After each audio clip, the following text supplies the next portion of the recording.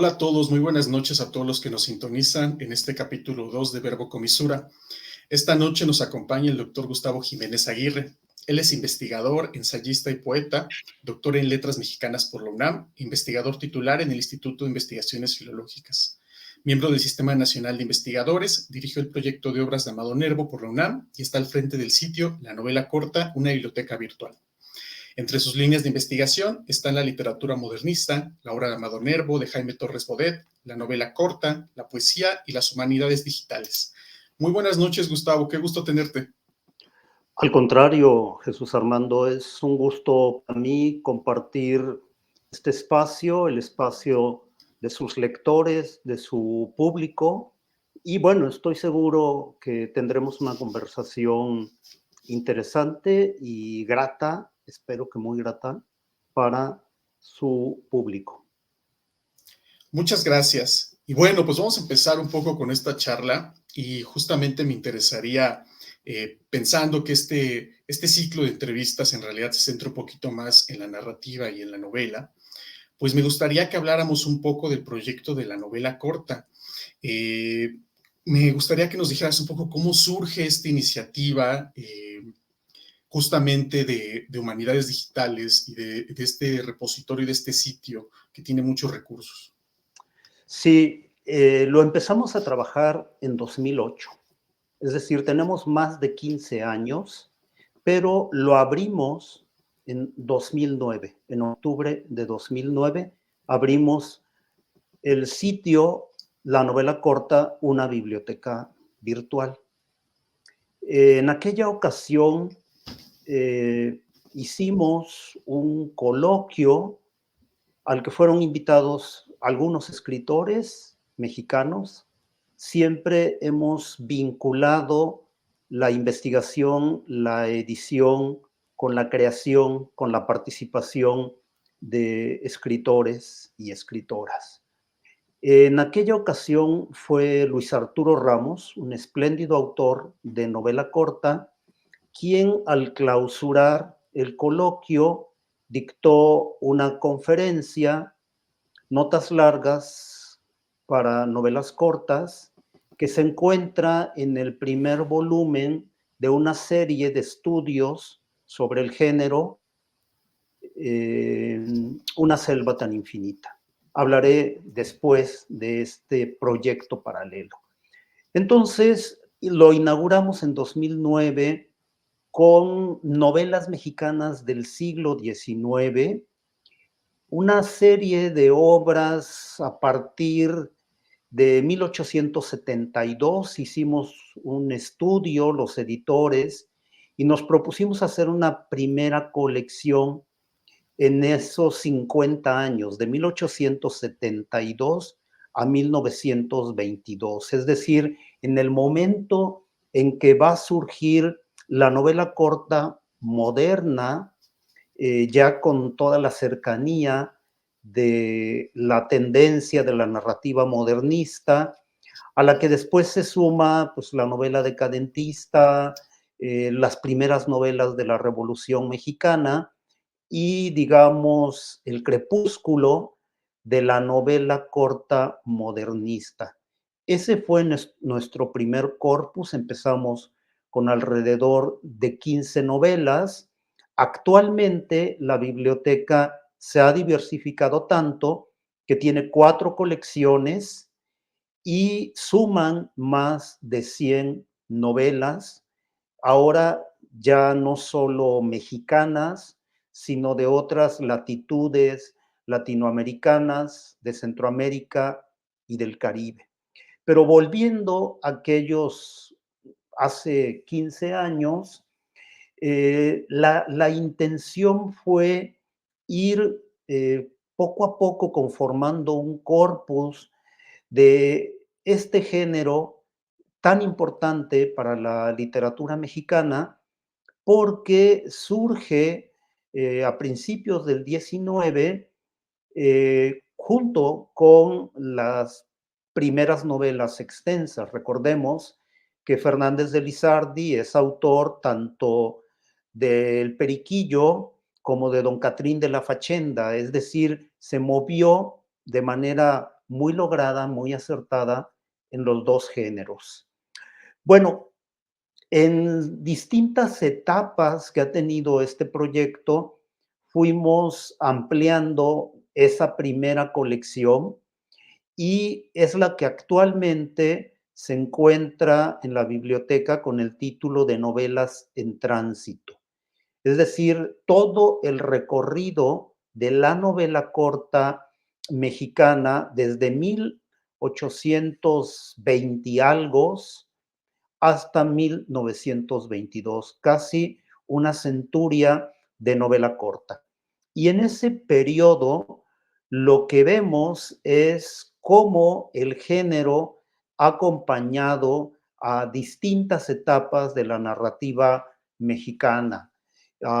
Los primeros años, las primeras novelas cortas, las de Lizardi con las de la Academia de Letrán y después cómo va evolucionando la narrativa del 19. Bueno, al parejo viene la novela corta con la peculiaridad de convocar siempre bastantes lectores por los soportes periódicos, ¿no? Por las colecciones, porque encontramos novela corta en muy distintos formatos, tanto de periódicos. Es sorprendente que una novela de Guillermo Prieto se encuentre publicada en página y media de un periódico de la época y que muchas otras novelas se encuentran en colecciones eh, semanales, quincenales. Digamos, el género se fue también imbrincando a otros géneros, a otros soportes. Por ejemplo, podemos encontrar rasgos de novela corta cercanos al folletín, que fue un género que tuvo tantos lectores, tanta importancia, y que también en las novelas cortas por entregas vamos viendo un manejo de una trama en ese sentido cercana al folletín.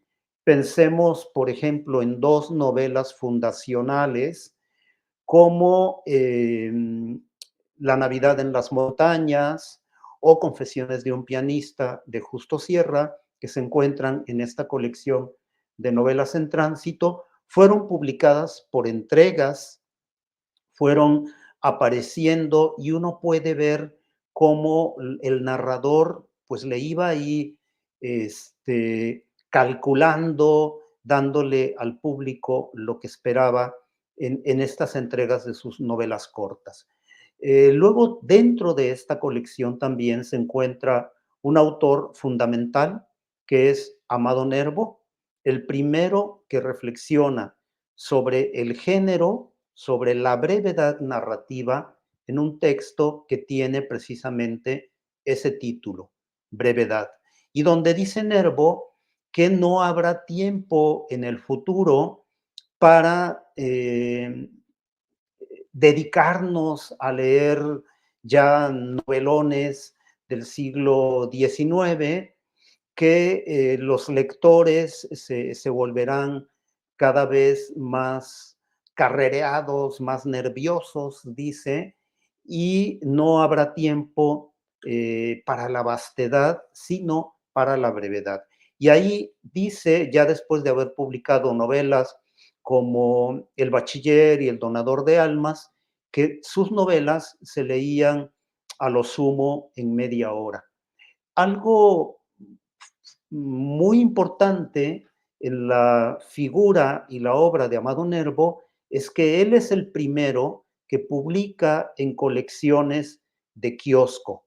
Como radicaba en Madrid a partir de 1905, aquí se va incorporando al mercado editorial de la novela corta y lo invitan a colecciones como el cuento semanal, como la novela corta, que además sorprende mucho que lo que está en las portadas de esas obras son dibujos con el rostro del autor. Es decir, los editores de estas colecciones tienen muy claro que las firmas venden, ¿no? La firma de Amado Nervo, pues justo parece un nombre que él se fabricó y que llegó a decir que tuvo ese nombre mucha importancia para la trascendencia de su obra.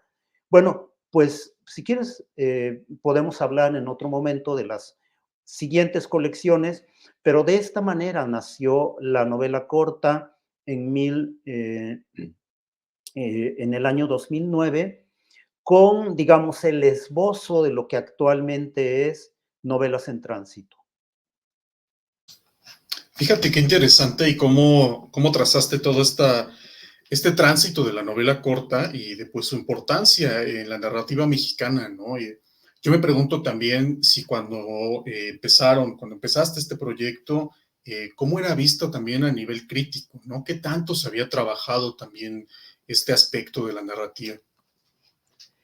La novela corta se había estudiado incluso en la misma universidad. A la UNAM le debemos varios trabajos que para nosotros fueron centrales, como la antología que hizo Celia Miranda Carabes para la novela corta romántica y otros trabajos en donde se empezaba ya a estudiar a Lizardi. Nosotros lo que vimos en el proyecto fue la importancia de conjuntar tradición con modernidad y con actualidad. Entonces, como fue creciendo en forma paralela la colección de estudios, Una selva tan infinita, y no la quisimos dedicar solo a las obras que estábamos publicando, sino convocando a escritores a que reflexionaran sobre el género. Actualmente se han publicado 6 volúmenes de Una selva tan infinita. En la mayoría de ellos hay reflexiones de autores, desde el primer volumen, en donde se encuentra esta conferencia que impartió Luis Arturo Ramos y que con el tiempo se volvió un texto de referencia. Es un clásico, digamos, de la reflexión sobre la novela corta, y en ese primer volumen también hay poéticas, les hemos llamado indirectamente así, poéticas reflexiones de Ana Clavel, de otras autoras y autores, y así hemos ido sumando estos trabajos para conjuntar la visión de los escritores con los académicos, con los ensayistas, de manera que se han ido en paralelo estos dos caminos, el de la biblioteca y sus distintas etapas y la colección Una selva tan infinita. Y además lo que cabe también resaltar es que de los 6 volúmenes, 4 se encuentran en la sección estudios de la biblioteca. Entonces, tenemos por una parte las obras facsímiles de varias de esas obras, un repositorio de grabaciones de novelas, y aquí lo abrimos a todas las novelas que hemos ido encontrando con un acceso libre o pidiendo permiso en varias ocasiones, de novelas en audio, muchas veces en voz de los propios autores. Y por otra parte tenemos la serie de estudios, ¿no? Entonces, la mayoría de las novelas que hemos publicado tienen estudios en Una selva tan infinita, pero tenemos ahí estudios también sobre Aura, sobre las batallas en el desierto, sobre la Pando, es decir, sobre los clásicos de este género que sin duda convoca a muchos lectores, siempre ha convocado en distintas etapas, ¿no? He hablado de algunas de las novelas o de las obras más leídas de la narrativa mexicana y que están llevadas a distintos formatos, a películas, que se encuentran, digamos, en Descarga Cultura, hay una versión radionovela de las batallas en el desierto, se encuentra también una versión espléndida del Donador de Almas de Amado Nervo. Hemos trabajado en colaboración con Descarga Cultura, ellos nos han pedido que hagamos recomendaciones de novelas y también pues vamos haciendo estos enlaces, ¿no? Para que se tengan distintas versiones de las novelas que finalmente cuando nosotros vemos la cantidad de descargas que tiene el sitio, comprendemos que hay un fuerte interés por leer narrativa breve, novela corta, pero que también varias de ellas son libros de texto, es decir, novelas que han formado a generaciones y generaciones de lectores. Una de las obras más descargadas de la biblioteca es La Navidad en las Montañas, de Altamirano, pero sorprende que también La Señorita Etcétera de Arqueles Vela, que novelas incorporadas recientemente en la colección Novelas en la Frontera, donde tenemos obras del sureste de México, Centroamérica y el Caribe, la narrativa de autoras tenga mucha demanda. Una de las novelas también que ha despertado el interés de los navegantes del sitio es La Muñeca de Carmela Eulate, una espléndida narradora puertorriqueña. Bueno, algo nos tiene que decir que el año pasado se hayan descargado 55,000 ejemplares. Ese fue el total de descargas de muy distintos países, básicamente de América Latina, pero también de España, de otros países donde se hacen estudios hispánicos. Entonces, lo que deja ver el sitio es que en México y fuera hay interés, pero también hay necesidad por, digamos, textos bien editados, lo digo con la mayor franqueza, hemos hecho la apuesta de editar las novelas y de pensar de qué manera pueden ser leídas y descargadas con la mayor facilidad. Entonces, se han ido dando todas estas vertientes para que el sitio sea un lugar de referencia en la red. No hay que conocer la dirección de la novela corta para llegar a ella. Basta con hacer búsquedas como novela corta, pero también sorprende que si nosotros hacemos la búsqueda de títulos, la gran mayoría de los que tenemos aparecen en un primer lugar de referencia. Es decir, nuestras ediciones se han convertido en la red en las que tienen una mejor demanda, una mayor demanda y están muy bien posicionadas. Sí, mira, fíjate que mencionaste un montón de cosas muy importantes y creo que de las principales virtudes, como ya apuntabas, es el acceso abierto, ¿no? Es decir, muchas veces, a pesar de que hay los recursos virtuales, pero si no se tiene el acceso abierto a estos materiales, pues difícilmente llegan a los lectores, ¿no? Y me parece también muy interesante que en el caso específico que comentabas, por ejemplo, ahorita de novelas en la frontera, ¿no? Nos está abriendo también el panorama, o al menos lo digo ya como un nivel muy personal, a la literatura del Caribe, ¿no? Que muchas veces también es difícil acercarse por cuestiones también materiales, ¿no? Simplemente de dónde encontramos los textos, ¿no? Mucho más además nos ayuda, creo yo, como comentabas, cuando están acompañados de estos textos también críticos que te ayudan a guiar y a complementar la lectura. Pero bueno, ahora me gustaría que nos hablaras un poquito ya como a nivel personal, ¿cómo ha sido tu experiencia al frente del proyecto durante todos estos años, ¿no? Tú desde esta posición, ¿cómo has visto que ha evolucionado? ¿Cómo has experimentado como el paso de este tiempo?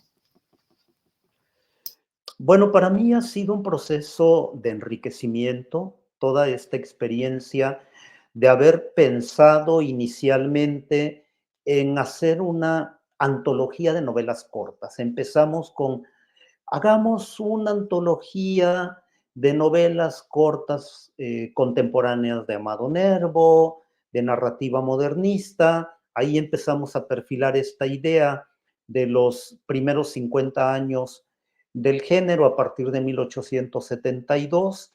Y todo este proceso ha ido acompañado de los editores jóvenes, de una cantidad ya que se me escapa el total de becarios, eh, jóvenes que han hecho el servicio social, investigadores que se han formado en él.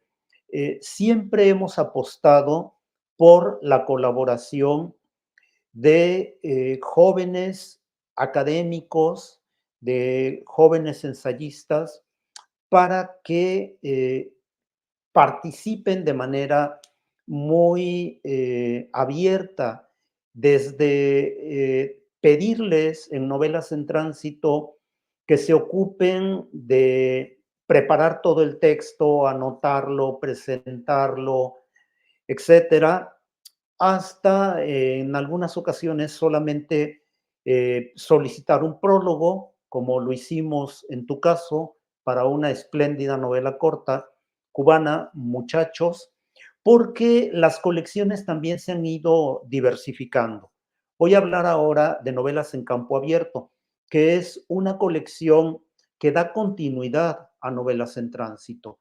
Esta la empezamos en el año 2012 con un apoyo del Fondo Nacional para la Cultura y las Artes, y nos permitió algo también fundamental, que fue pagar a los autores, a ciertos autores o a los titulares, a los herederos de los derechos, para que nos permitieran tener a Salvador Novo, para que nos permitieran eh, tener autores vivos, y otros fueron tan generosos como Sergio Pitol, como Luis Arturo Ramos, como Carmen Boullosa, que nos permitieron sus obras sin pagar, porque bueno, los recursos eran bastante limitados, ¿no? En ese momento estaban vigentes los derechos de Jaime Torres Bodet, y aunque entramos en comunicación con los familiares, finalmente no se logró el acuerdo por una cuestión de ellos, no nuestra, y la novela que pretendíamos, no recuerdo si era Margarita de Niebla o La Educación Sentimental, no la pudimos publicar. Pero este año se han liberado los derechos de Jaime Torres Bodet, y sin duda la editaremos lo más breve que se pueda. Aquí también viene la tarea, pues, de seguir sumando autores que ya la ley nos permita publicarlos. Sería también el caso de Rosario Castellanos, que hicimos varios intentos por poner El Viudo Román y que no fue posible llegar a un acuerdo, pero bueno, se han liberado sus derechos, ¿no? Esto nos lleva también a una situación eh, interesante. Eh, Actualmente, que hay tanto interés por la narrativa de autoras, en la tradición mexicana, centroamericana y del Caribe, la obra de autoras en el pasado no era tan frecuente. Sí tenemos en México y en distintos países ciertas novelas, ya mencionaba La Muñeca, también podría mencionar las novelas de Laura Méndez de Cuenca, de María Enriqueta, y así sumar otras autoras. Pero en los últimos años, la novela corta de autoras centroamericanas y caribeñas es muy importante. Y ahí tenemos esa limitación, ¿no? O vamos en negociaciones, o vamos platicando, o en un momento dado, pues se detienen porque no tenemos recursos para pagar. La Universidad Nacional, en este sentido, no tenemos en el Instituto de Investigaciones Filológicas un presupuesto para contratar las obras, las hemos ido consiguiendo paulatinamente, pero es también muy importante que los lectores descubran, los lectores, el público joven, descubra que la novela tiene toda una tradición, pero sin duda tiene muchísima actualidad, ¿no? Es un género que se va adecuando a las condiciones del mercado y que tiene muchísima vigencia. Sí, mira, ya hablabas un poco de justamente de estas dificultades, a final de cuentas, como muy prácticas, que son los derechos, ¿no? Y toda esta gestión que a veces es muy enredosa. Me gustaría igual que nos hablaras, no sé, de quizá otros retos, otras dificultades con las que se han encontrado como equipo en el camino, ¿no? En todo este tiempo. No solo me refiero a la cuestión también de presupuesto, sino incluso también a estar un poco abiertos, al menos nosotros como con formación como muy clásica en estudios literarios, a pues abrirnos a las plataformas digitales también, ¿no? Y a tener estos recursos que no necesariamente están tan vinculados con nuestra formación como muy libresca. Sí, bueno, en esta visión y participación de los jóvenes, la webmaster actual, Tania Ochoa, y Andrea Jiménez, que diseñaron la última versión del sitio, pensando en tipografía, pensando en navegación, pensando en experiencia de lectura, ellas nos hicieron ver que apostáramos por algo muy sencillo en función de que no tenemos una bolsa abierta para estar renovando soportes y formatos constantemente. Entonces, después de haber pasado en la segunda etapa de la biblioteca, por haber hecho algo muy vistoso, donde teníamos unas aplicaciones que desplegaban el libro, que te pasaban las páginas, etcétera, llegamos a la conclusión de que el HTML y los PDFs son recursos muy sencillos, pero que tienen una permanencia en la red. Es algo que no envejece, es algo básico que nos ha permitido, por otra parte, formar las novelas, hacer tipografía, pensarlas como libros, están hechas para que se puedan imprimir en una cuartilla y se puedan leer 2 páginas en el caso de quien desea hacerlo. Pero bueno, cada vez más se lee en soportes móviles. Esto es algo que también hemos atendido, que la biblioteca sea muy accesible desde el teléfono, porque en cursos, tú has participado en alguno de ellos, ya sea dirigidos a profesores, ya sea a estudiantes, pues uno se lleva la sorpresa de que los jóvenes no imprimen las novelas, ¿no? Simplemente las descargan, las van leyendo en el transporte, llegan a la clase y las están viendo en los teléfonos.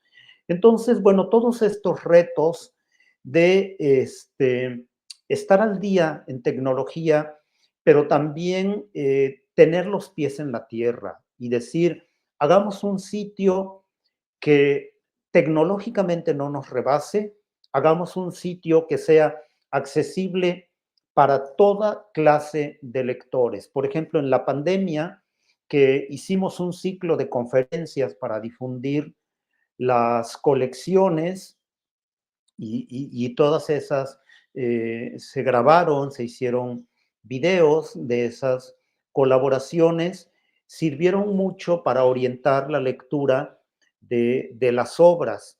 Y nos dimos cuenta cómo en esos años en donde no teníamos acceso a bibliotecas, donde todo se nos estaba complicando mucho, el hecho de tener las novelas en PDF que se pudieran leer en cualquier teléfono sencillo, porque bueno, uno está pensando en la tecnología que tiene a su alcance, ¿no?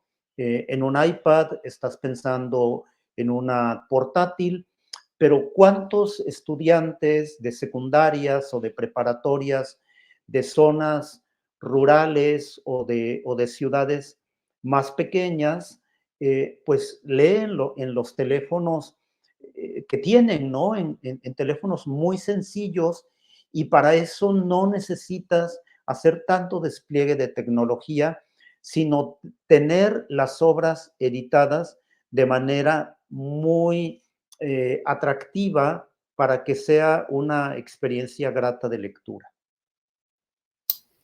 Sí, en realidad creo que de los repositorios y sitios que existe, este es, en mi opinión, de los mejores porque justamente es muy amigable con el usuario, ¿no? Y no te requiere como de tantos recursos, a lo mejor como mencionabas, como tecnológicos, tú como con el celular lo puedes revisar sin ningún problema, ¿no? Un aspecto que me llama mucho la atención también y que no sé si podrías comentarnos un poco es que además tiene una identidad y un trabajo gráfico como muy bonito, muy interesante, ¿no? Es decir, tú entras al sitio y inmediatamente te das cuenta que hay un trabajo muy cercano con cada uno de los textos, con el trabajo de las portadas, las colecciones. Me gustaría igual si nos puedes hablar muy brevemente sobre este elemento que muchas veces podría parecernos muy accesorio, pero que en realidad a veces también es la puerta de entrada y un poco como genera esta atracción con el lector, ¿no? Para un poco seducirlo desde antes de la lectura. Bueno, aquí recuerdo que al postear una portada de la novela, de una de las novelas, hubo un comentario de una editora que dijo, me encanta este sitio porque cuando lo abro me siento como en una dulcería, todo se me antoja a partir de lo que estás diciendo, de las identidades, de las portadas, de cómo se ha diseñado la navegación. Y lo que aquí ocurrió después de dos primeras etapas, la primera fue una biblioteca realmente muy sencilla, hecha con puros recursos escolares, es decir, servicios sociales, con una tecnología básica. Y en el 2012 hicimos un lanzamiento un tanto disparado de tecnología que acabó rebasándonos y ya en 2017 llegamos a la versión actual. Digamos, este es el tercer piso de la biblioteca, ¿no? Y aquí ya con la intervención de Tania, de Andrea, de Gonzalo Fontano, que ha sido un ilustrador constante, se ha armado este equipo que continúa afortunadamente, en donde se pensó pues en la fuerza de la imagen, en la fuerza de la tipografía, se buscaron las mejores tipografías para la parte web, se diseñaron y se compraron tipografías para el diseño de las colecciones. Entonces, en la medida en que hemos ido abriéndonos a nuevos públicos, a nuevos espacios de creación como Centroamérica y el Caribe, vamos viendo de qué manera atendemos pues a este público tan diverso de la red, ¿no? O sea, también en el caso de las presentaciones de las novelas, siempre buscamos que los textos sean lo más accesible que se puedan, no textos especializados. Podría estar llena también la biblioteca de mucha novela de rescate, pero ahí pensamos que el interés es para un público especializado, ¿sí? Entonces, la biblioteca y el proyecto de la Selva tan Infinita han ido creciendo de manera imbricada, pero buscando a los lectores. Esto lo apreciamos porque cada año va creciendo el número de descargas, el número de visitantes, y ahora estamos viendo ya la posibilidad de abrirnos a una colección sudamericana, es decir, de Centroamérica hacia abajo, ¿no? También los coloquios que hemos hecho, que van 6 o 7, y que en octubre próximo lo vamos a orientar a Hispanoamérica. Vamos centrarnos en novela corta hispanoamericana, poniendo mucho énfasis ya en ir buscando colegas que puedan participar en la futura colección de novela sudamericana. Fíjate que justamente te iba a preguntar qué es lo que seguía para el proyecto y creo que uno de los grandes aportes que ahorita estás mencionando es justamente esta apertura un poco más a otras latitudes, pero no sé si podrías hablarnos un poquito más sobre esta nueva etapa. Bueno, siempre hemos sido cautos, no quisimos publicar fuera de colección, no quisimos decir, a ver, aquí entra una novela mexicana y ya encontramos una novela sudamericana y una del Caribe. Hemos pensado en colecciones porque esa es la mejor manera de ir creando públicos y de ir abarcando también las tradiciones, ¿no? El reto de hacer novelas en el Caribe fue enorme porque no teníamos a la mano muchas de las obras que fuimos poco a poco perfilando, la posibilidad de incluir cuando menos 3 o 4 novelas de cada uno de los 10 países. Tenemos en este momento 38 en la colección Novelas en la Frontera, pero teníamos pues algunas referencias de autores y de obras, y en la medida que fuimos investigando nos dimos cuenta que las novelas, que los ejemplares de las novelas no se encontraban en México. Entonces hicimos un par de excursiones a la biblioteca de Austin, a bibliotecas de Nueva York, por la importancia pues, de los exilios del Caribe en esa ciudad y en las bibliotecas. Y en sus bibliotecas también hicimos investigación en una universidad de Florida. Nos hicieron llegar obras desde Madrid, de la Biblioteca Nacional, de algunas bibliotecas de Centroamérica. Es decir, la investigación para conformar un corpus tiene retos como el que brevemente he descrito, y luego también romper la idea de que todo se haga desde la Ciudad de México o desde México, ¿no? Es decir, buscamos que haya presentadores, que haya colaboradores de distintas latitudes. Y esto, bueno, en la medida en que también convocamos en los coloquios, es que llegan colegas que ya nos han leído, que nos quieren conocer, que quieren colaborar con nosotros. Algo sorprendente fue cuando el profesor investigador Laszlo Scholz de Budapest hizo una visita a México y nos buscó para decirnos, yo he seguido esta biblioteca desde hace tiempo, quiero conocerlos y quiero colaborar con ustedes. Y hay un par de trabajos de Laszlo en las selvas infinitas.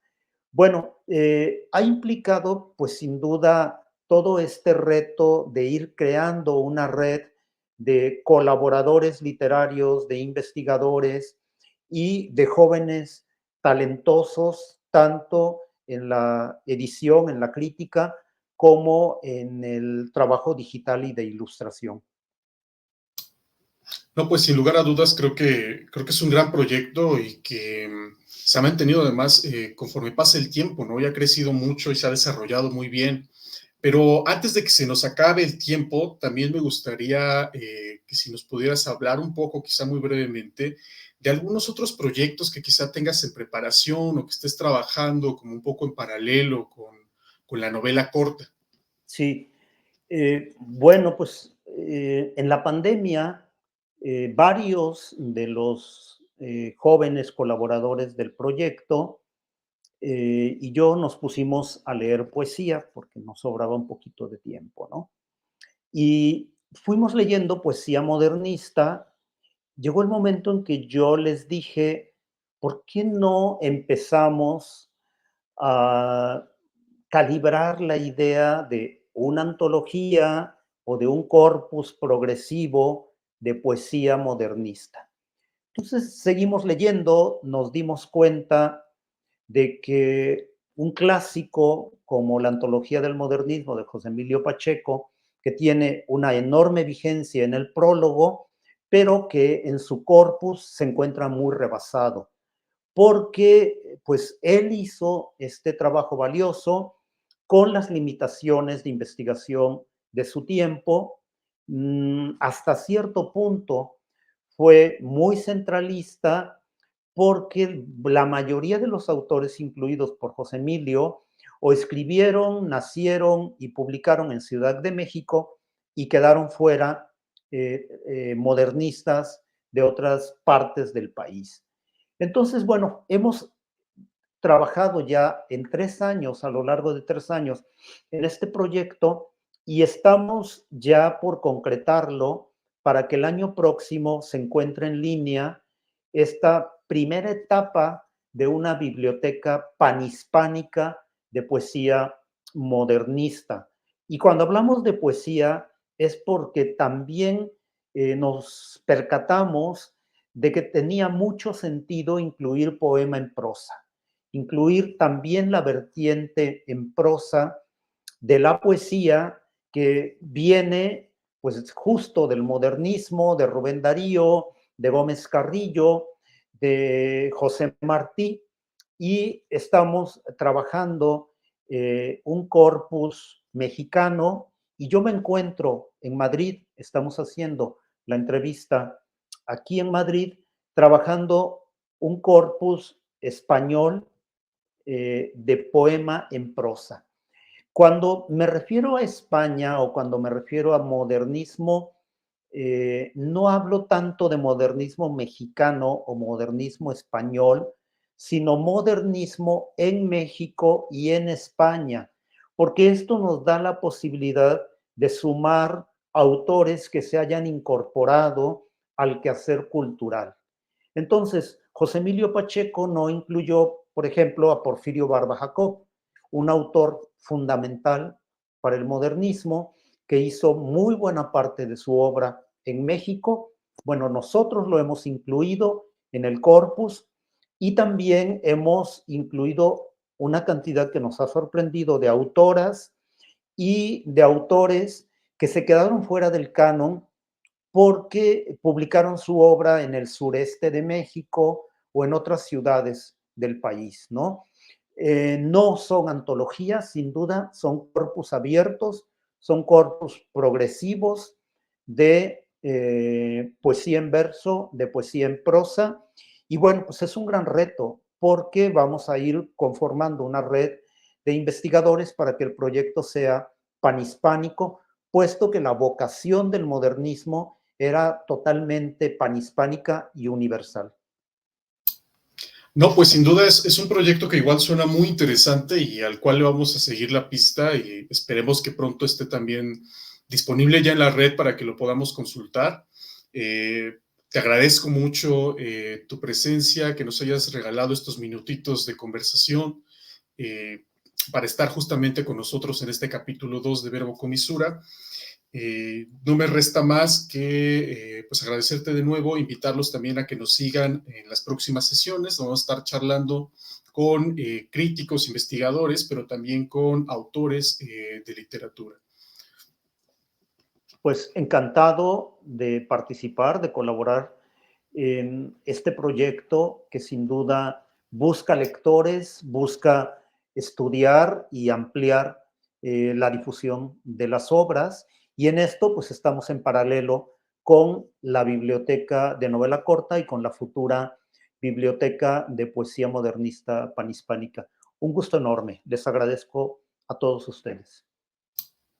Muchas gracias. A Yo nada más les ustedes. recuerdo, además, que tenemos hasta el 24 de junio, si quieren colaborar con nosotros. Nuestra convocatoria está abierta hasta el 24 de junio. La pueden revisar en nuestra página de internet o en nuestras redes sociales. Tenemos distintas secciones, así que anímense a participar. Y bueno, te agradezco de nueva cuenta, Gustavo. Muy buenas noches.